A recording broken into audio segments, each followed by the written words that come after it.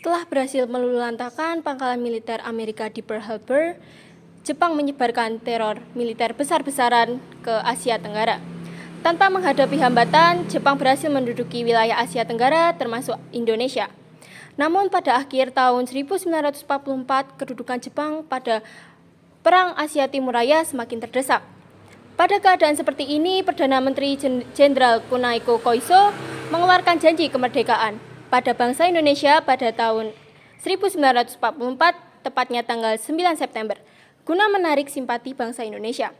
Di hadapan Insinyur Soekarno dan militer Jepang, Perdana Menteri Koiso mewakilkan pernyataan kemerdekaan untuk Indonesia kepada Tenno Haika.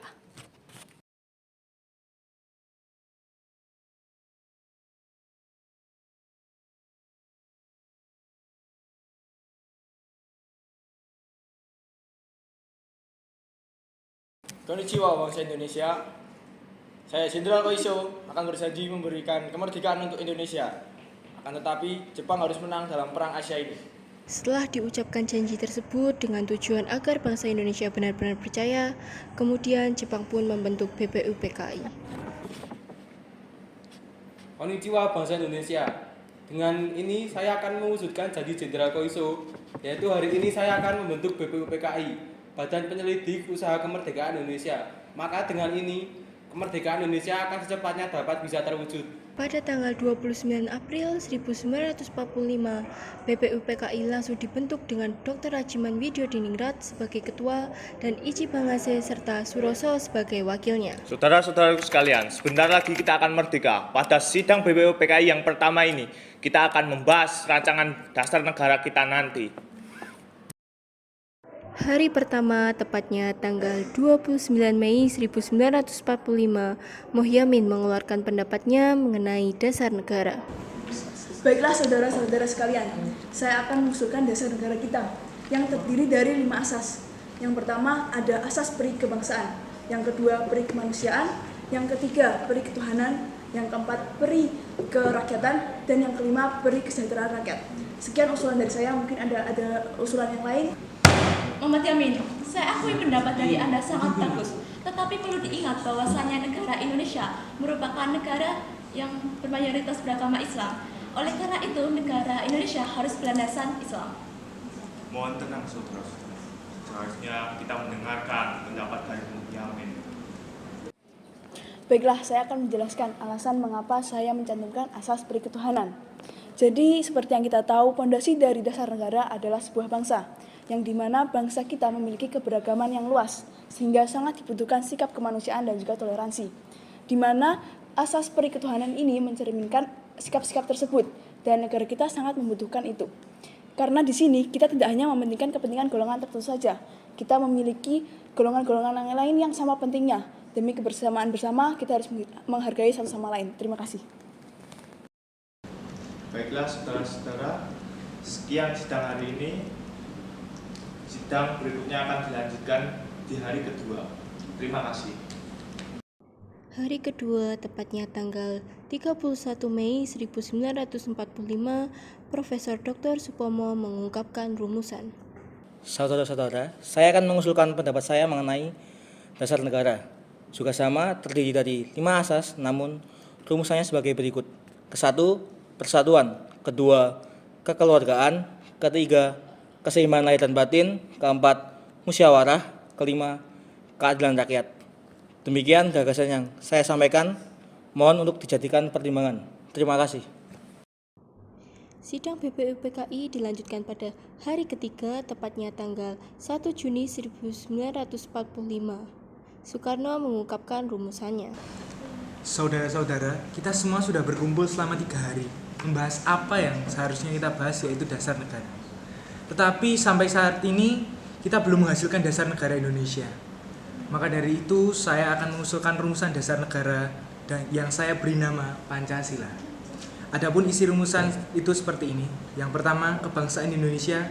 Yang kedua, internasionalisme atau peri kemanusiaan. Yang ketiga, mufakat atau demokrasi. 4, kesejahteraan sosial. Yang kelima, ketuhanan yang Maha Esa. Sekian dari saya, terima kasih. Terima kasih atas usulan-usulan yang telah disampaikan. Dengan ini saya sampaikan bahwa sidang pertama telah selesai. dan akan dibentuk panitia kecil yang akan membahas berdasarkan usulan-usulan yang sudah disampaikan.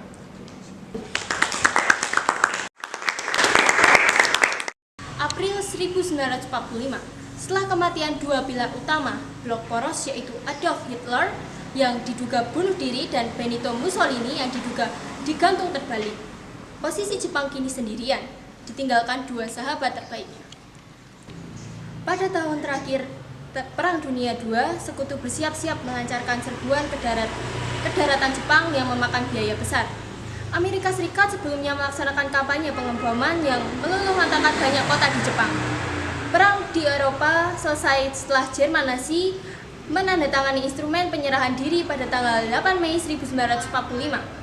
Akan tetapi, Jepang menolak memenuhi tuntutan sekutu untuk menyerah tanpa syarat.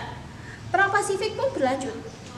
Bersama Britania dan Tiongkok, Amerika Serikat meminta pasukan Jepang menyerah dalam deklarasi Potsdam tanggal 26 Juli 1945 atau menghadapi kehancuran cepat dan besar.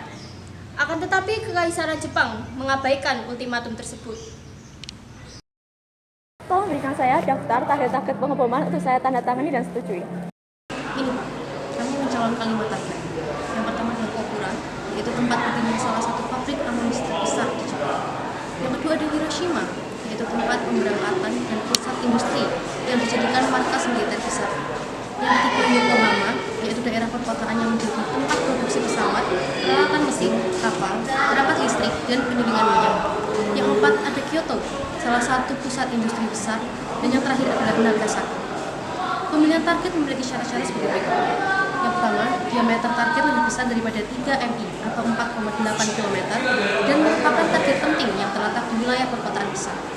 Syarat kedua, ledakannya haruslah menghasilkan kerusakan yang efektif. Dan syarat ketiga, target kemungkinan belum diserang pada Agustus 2019. Sebaiknya Kyoto dihapus saja dari daftar target pengeboman. Mengapa, Pak? Karena kota ini memiliki banyak sekali warisan sejarah, agama, dan budaya. Ntar Jepang nggak punya warisan sejarah lagi dong. Yang benar aja. Rugi dong. Ya. Setuju dengan Marshall Stimson.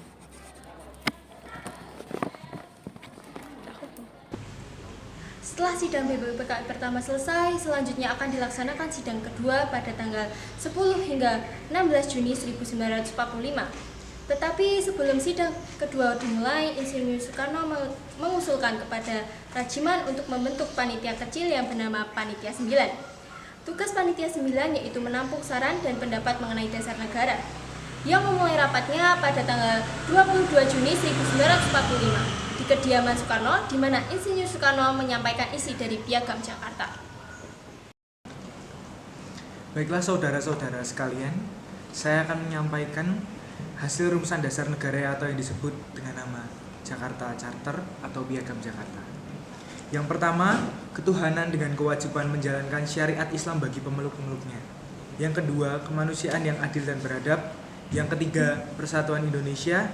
Yang keempat, kerakyatan yang dipimpin oleh hikmat kebijaksanaan dalam permusyawaratan perwakilan. Dan yang kelima, keadilan sosial bagi seluruh rakyat Indonesia. Terima kasih. Saya Maramis, sebagai perwakilan dari anggota non-muslim.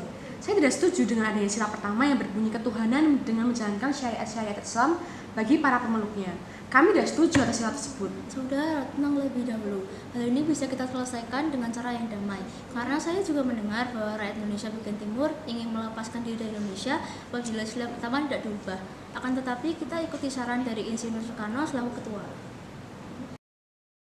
Baiklah, saya selaku ketua akan menyampaikan dikarenakan pada sila pertama yang berbunyi ketuhanan dengan kewajiban menjalankan syariat Islam bagi pemeluk-pemeluknya ini cukup memicu pro dan kontra antara berbagai pihak, maka dari itu akan dipertimbangkan lagi. Dan setelah kita mengumpulkan seluruh sila-sila tadi yang nantinya akan saya bacakan pada pembukaan sidang BPUPKI kedua. Untuk hari ini sidang saya tutup, cukup sampai di sini. Terima kasih. Rapat pun ditutup. Panitia 9 juga dibubarkan karena tugasnya sudah selesai. Pada tanggal 3 Juli, Kepala Staf Gabungan menghapus Hiroshima, Kokura, Niigata, dan Kyoto dari jalur pesawat pengepung. Seminggu kemudian, tepatnya pada tanggal 10 Juli, sidang BPUPKI kedua dimulai. Setelah melaksanakan sidang pertama dan juga Piagam Jakarta, anggota BPUPKI melanjutkan sidang kedua yang belum selesai. Setelah BPUPKI dibentuk pada 1 Maret 1945 dan lantik pada 28 Mei 1945, kita harus melaksanakan tugas dengan baik. Benar kata Rajima, kita harus merumuskan dasar negara dan hukum dasar negara segera. Lagi pula, Jepang telah menjanjikan kemerdekaan pada 7 September 1944 dan 29 Mei 1945, Suroso. Benar Subarjo, tetapi masih banyak hal yang perlu kita pertimbangkan lagi. Ya, benar sekali Suroso. Baiklah, sekarang untuk melanjutkan sidang kedua yang sempat tertinggal, kita membutuhkan laporan hasil kerja panitia perancang Undang-Undang Dasar yang telah dibentuk pada sidang kedua lalu. Baik, pada sidang kedua lalu, panitia telah merumuskan pernyataan Indonesia Merdeka pada pembukaan UUD dan batang tubuh UUD. Ya, pembukaan Undang-Undang Dasar diambil dari Piagam Jakarta yang telah dirumuskan oleh Panitia 9 dengan sedikit perubahan.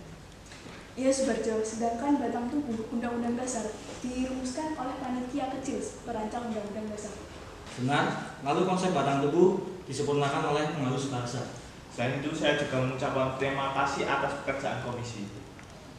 Anggota sekalian sudah mendengar bahwa telah dilakukan voting yang melahirkan 64 stem, yaitu 55 republik, 6 kerajaan, 1 belangko, dan 2 lain-lainnya. Jadi semua ada 64 dan republik mendapat pemilihan terbanyak. Jadi bentuk negara republik. Sudah terang, republik lah yang paling banyak di voting. Baiklah kalau begitu. Baiklah, para panitia telah menjalankan tugas dengan baik. Sekarang, bagaimana keputusan akhir kita? Baiklah, setelah melalui banyak pertimbangan, akhirnya kita selesai merancangkan hukum dasar pembukaannya dan juga bentuk negara. Untuk berikutnya agar Jepang yang menentukan.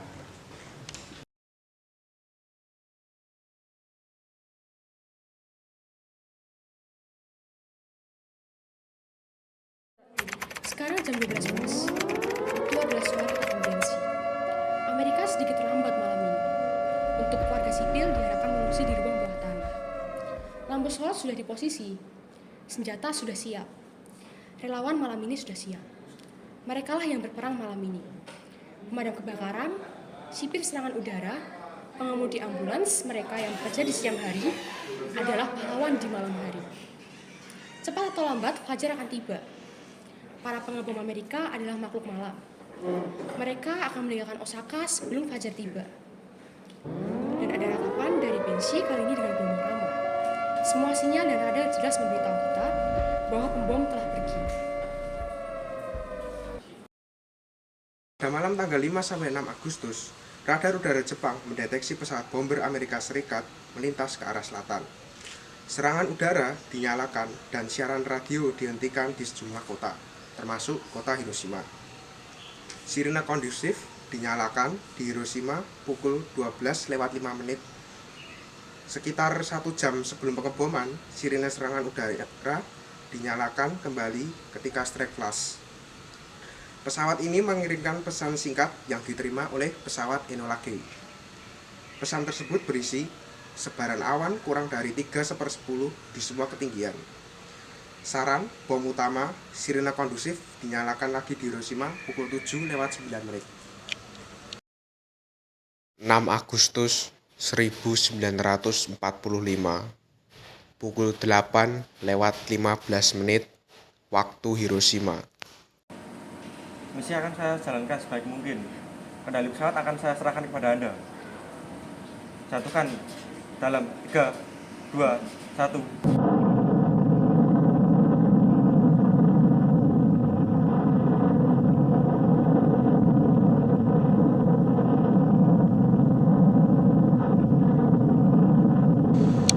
Bom dilepaskan pukul 8:15 waktu Hiroshima. Sesuai rencana mereka, Little Boy yang mengangkut kurang lebih 60 kg pon uranium memerlukan 44 detik untuk jatuh dari ketinggian setinggi 9.400 meter menuju ketinggian ledakan 1.900 kaki di atas kota. Pesawat Enola Gay terbang sejauh 185 km sebelum diterjang gelombang kejut yang dihasilkan dari ledakan bom atom tersebut.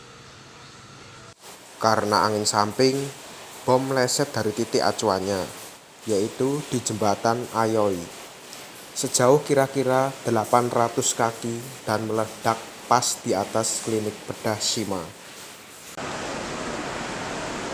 Wah, bom tidak sesuai dengan target, Pak. Apakah tidak mengapa? Tidak mengapa. Kami berhasil. Setelah pengeboman Hiroshima, Presiden Truman mengeluarkan pengumuman penggunaan senjata baru. Kami bersyukur atas takdir Tuhan, karena proyek bom atom Jerman telah digagalkan, dan Amerika Serikat beserta sekutunya telah menghabiskan 2 miliar dolar dalam pertaruhan ilmu pengetahuan terbesar sepanjang sejarah, dan kami menang. Bila mereka enggan menerima tuntutan kita, kebinasaan akan menghujani mereka dari udara. Kebinasaan yang belum pernah terjadi di muka bumi ini. Karena peristiwa pengeboman di Hiroshima, Jepang menjadi semakin terdesak oleh sekutu, sehingga pada 7 Agustus 1945, Jenderal Terauchi membentuk PPKI. Target bom sudah sesuai rencana. Bom ini lebih dahsyat dari bom yang kita jatuhkan di Hiroshima 3 hari yang lalu. Sekitar pukul 7:50 waktu Jepang, sirine serangan udara dinyalakan di Nagasaki. Sirine kondusif dinyalakan pukul 8:30. Kita hanya melihat 2B-29 Super Fortress terlihat pukul 10:53. Mungkin mereka sedang melakukan pengintaian semata. Pada pukul 11:02 pagi waktu Jepang, pengebom B-29 Amerika melewati awan tebal di atas target utama, kota Kokura, dengan segera membawa mereka ke target sekunder, kota Nagasaki, tempat bom plutonium Fatman dijatuhkan. Save the lives of thousands and thousands of young Americans.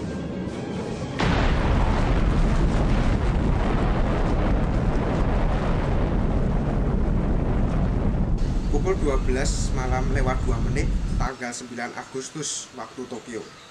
Infanteri dan kendaraan lapis baja serta Angkatan Udara Uni Soviet dikerahkan dalam operasi serangan strategis Manchuria. 4 jam kemudian, Tokyo menerima kabar pernyataan perang dari Uni Soviet. Perwira senior Angkatan Darat Jepang bersiap-siap memberlakukan darurat militer di seluruh negara Jepang atas dukungan Menteri Perang Korechika Anami untuk mencegah upaya perdamaian antara Jepang dan sekutu.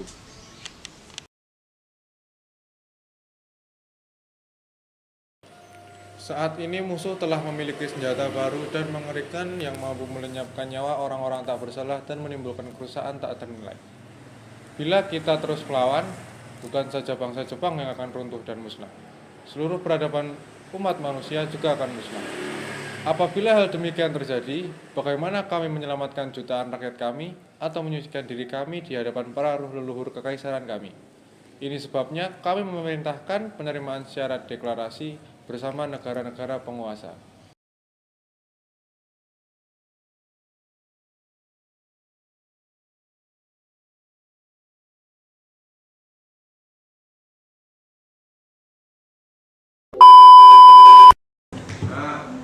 Nah.